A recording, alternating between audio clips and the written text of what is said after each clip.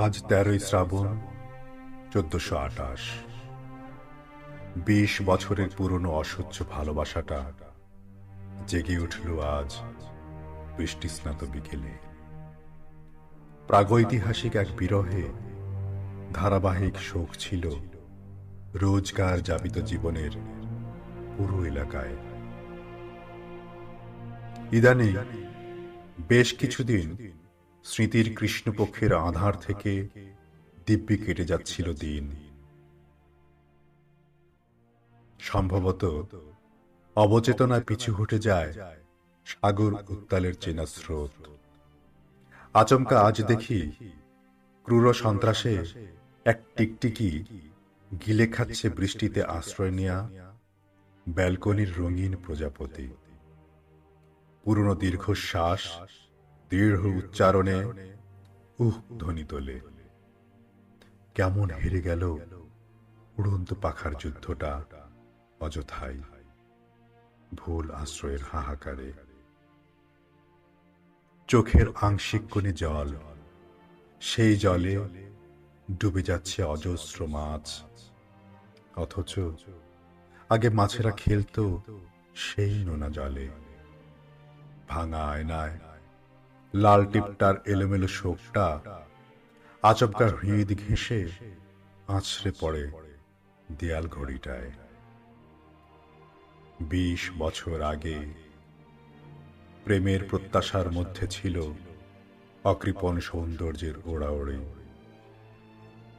একদিন যেন নিমেষে শেষ হলো প্রখর চৈতন্যের পুরোটা বেলা। অবেলায় রৌদ্র ঝলসিত তাপে সারা রাত ঘুমায় পুরো শহর। জেগে থাকি আমি, গলির ধারের ল্যাংড়া কুকুর, আর বুড়িগঙ্গায় নৌকার গলুয়ে বসা যৌবনের উল্লাস হারানো পথহারা এক মাঝি। তুমি তো প্রতারক পুরুষ ছিলে না, কিংবা যৌবনের পুরোভাগ নানা পুতুল দেহ নাচানো খেলোড়ি।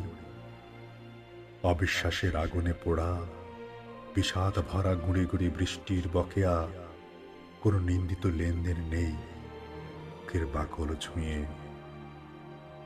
প্রথম চুম্বনেও ছিল অরুষ্ঠতা, জিহ্বার লালা শুকাতে চাওনি কামুক আলিঙ্গনে। তাই নেই চাপা বিস্মৃতির জন্মান্ধ শোক। দীর্ঘ যাত্রা পথের শেষে সম্পর্কের অনিবার্য একটা বিচ্ছেদ হবে। দূর থেকে চক্রাকারে ঘুরছিল ওদের চারপাশে। এমন বৈষম্যে ব্যর্থ হয় সব প্রয়াস।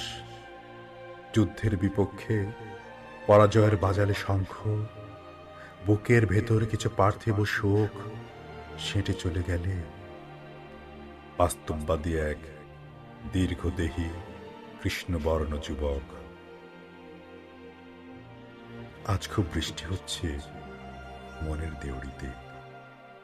একটা বানভাসী শ্রাবণ পাবনে আবার ভাসাবো হয়তো স্মৃতির অসমাপ্ত পাণ্ডুলিপি।